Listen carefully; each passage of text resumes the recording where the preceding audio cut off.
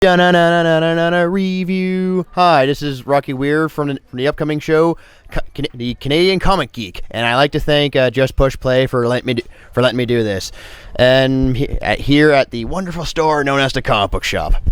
Okay, if it's not too obvious, I'm a huge fan of Superman, so we're gonna start off today's review with Action Comics issue 21. Long story short, it's the typical Superman story. Superman fights Lex Luthor. Superman wins with the new 52 twist that Clark and Lois are not together. So ends with him being sad. Also, there's a story of what Superman's parents do on Krypton.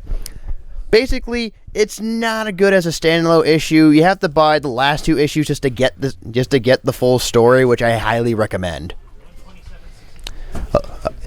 Okay, for the X-Men fans, we go into All New X-Men issue 11, which for it's basically it's a time travel story with the original X-Men. So basically, Iceman's freaking out. Jean Grey's going crazy, and Scott can't believe that an older version of himself is pretty much evil. I like this issue. Basically, it's like, which is a cover is a lie. There is no there's no funny, but it does have a heartwarming moment between Cyclops and his brother. For X-Men fans, reasons why. There's hardly any action, but it's still a good issue to read, and I highly recommend. All right.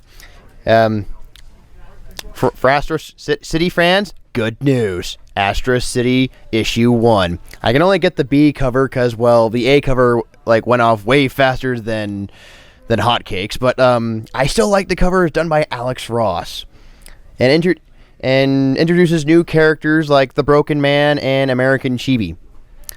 For new fans, this is actually good to start off with. The old fans, this is still a good issue.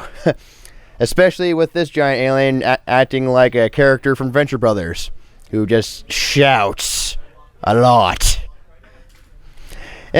Anyway, speaking of aliens, we have the new issue of Avengers, issue 13, where basically it takes place where issue 12 left off, and it's pretty much a Hyperion story. And I highly recommend it. If you haven't gotten issue 12, buy that too. Ever wondered if Morgan Freeman ever had a son? Because he played Lucius Fox in the Dark Knight movies. Well, here's something for you. Because apparently his son Lucas Fox is apparently Batwing, who kind of reminds me of Black Panther, and an armored version of Batman Beyond. Which, if you're just reading this, he's not a bad character he's not a bad character in Batman, fighting a huge man lion. I'm not even kidding here. Man lion. It's like man lion fight, and basically how he deals with family life and working for Batman, which is really weird because Lucas and Lucius both work for Batman, yet they don't know. Still a good read. I recommend picking it up. Okay, and here is a dark comic. For those, I recommend fans of Criminal Minds or who really like gore, like Hellraiser gore.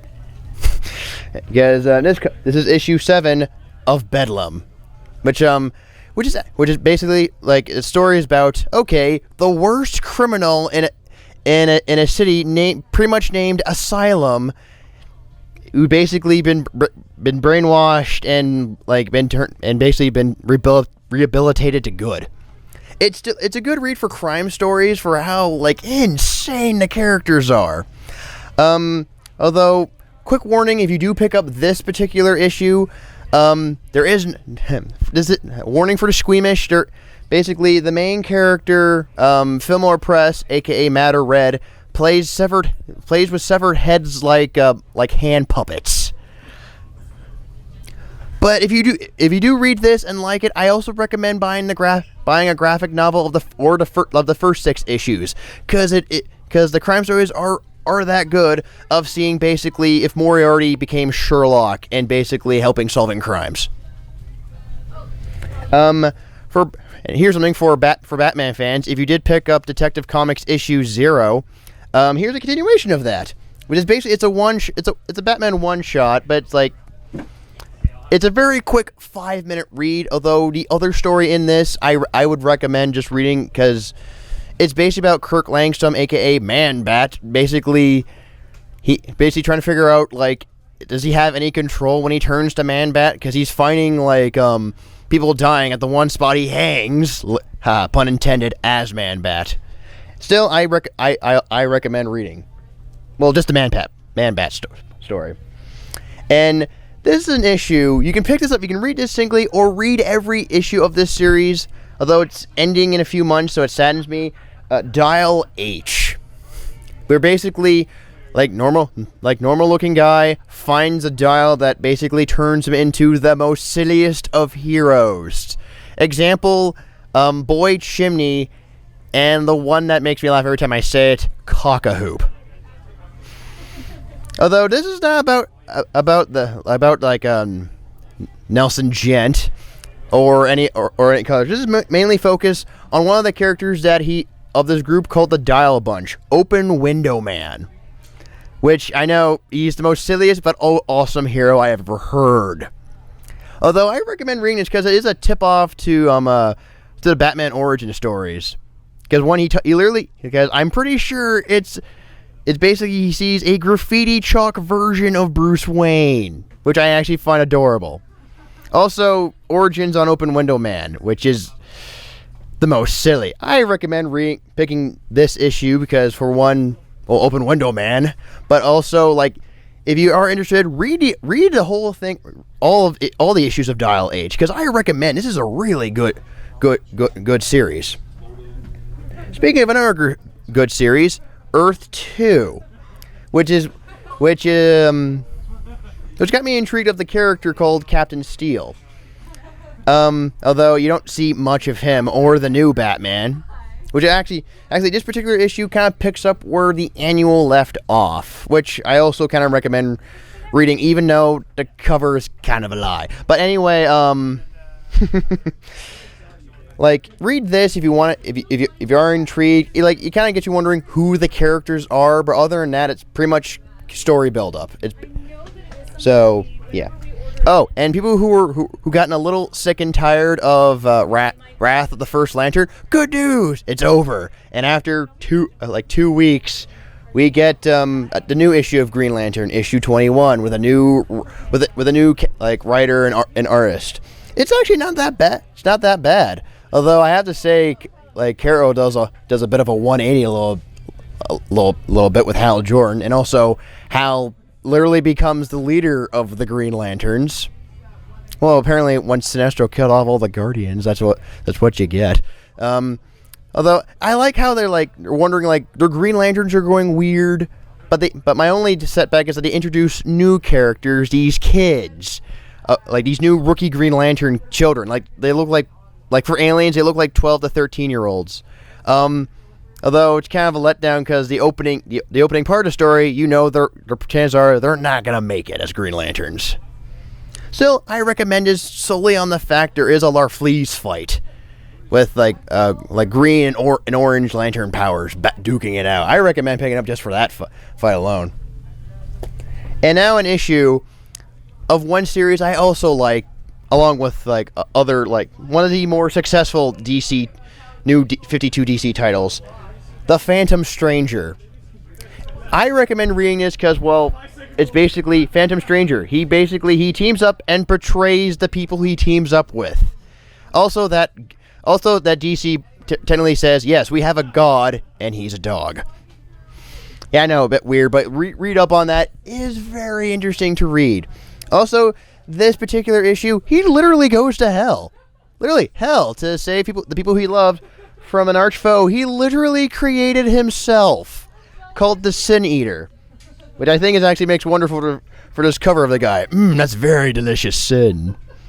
Anyway, I recommend picking this up because it may be a bit dark, but I recommend it because, one thing, each issue of Phantom Stranger is not a bad read, and it makes you want to continue to see how the story goes. Mr. Ryan Clark. This is one of I'm a little bit disappointed. The new issue of Stormwatch. personally, I did enjoy Stormwatch when it first started back in issue 1. Although after 18 issues later, they thought, hey, let's reboot Stormwatch just for the heck of it. And I thought that was a little bit of a letdown for me. The art's not that great, in my opinion. But I'm hanging around just to see the story because they do retcon all the bad stuff that Liefeld did. Like they brought back Lobo, so woot, Lobo. But in this issue, pretty much like they realize like they're still trying to figure out what they're going on because one, they're in space and meeting aliens, so that's cool because they're basically DC's version of Torchwood. Also, I think it's another nod to Doctor Who for the fact that bad guys remind me of Time Lords. I'm not gonna explain it because you should probably read this for yourself, but pretty much the bad guys scream, "These are evil Time Lords." If you watch Doctor Who, you would totally get the idea. And now here's one of series I didn't think I would like, The Superior Spider-Man, which is basically Doc Ock taking over Peter Parker's body. So basically, Peter's dead. Yay! And basically, Doc Ock is actually doing a not so bad job of Spidey. Sure, he's brutally beating criminals, like he blinded the Vulture, beat a few criminals to near death, and basically decked the Scorpion's lower jaw clean off. I know it's a bit dark and whatnot. Like he also murders a guy, but still, he's not that bad as Spider-Man. And basically, it's a good story because it's a revenge trip for the villains who got brutally beaten. Because basically, Spider-Man's at Blackgate. No, not Blackgate. That's DC. Sorry. He's at the raft. Basically trying to make sure that the Alistair Smythe, aka the Spider Slayer, doesn't escape his execution. And basically, they both have tricks up their sleeve, which I think is brilliant. Like for mad scientist versus mad scientist. And last, but certainly not least, The Ultimates, issue 25. This one has some good points, but also a few bad points because I'm an Ultimate Marvels fan. I like the fact that they're involving Infinity Gauntlets and who they have for villains, and I thought like that's kind of badass when you see the Hulk with 2 Infinity Gauntlets. Although my only disappointment is they're called Disassembled, which is not bad, but I think they're just already.